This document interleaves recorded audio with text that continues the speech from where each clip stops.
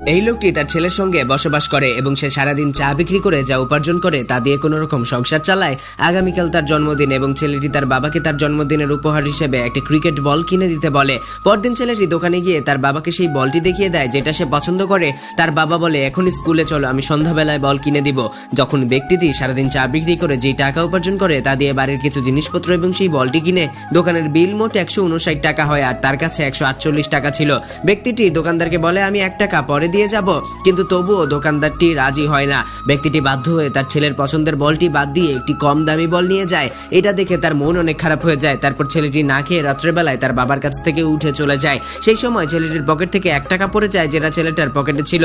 লোকটি সেই দোকানে গিয়ে 1 টাকা দিয়ে পুরনো বলটি ফেরত দিয়ে ছেলেটির পছন্দের বলটা নিয়ে আসে। তো বন্ধুরা, এই ভিডিওটি দেখে কি শিখলেন অবশ্যই কমেন্ট করে জানাবেন এবং ভিডিওটি ভালো লাগলে ভিডিওতে একটি লাইক দিয়ে চ্যানেলটি সাবস্ক্রাইব করে দিবেন। দেখা হচ্ছে পরবর্তী ভিডিওতে।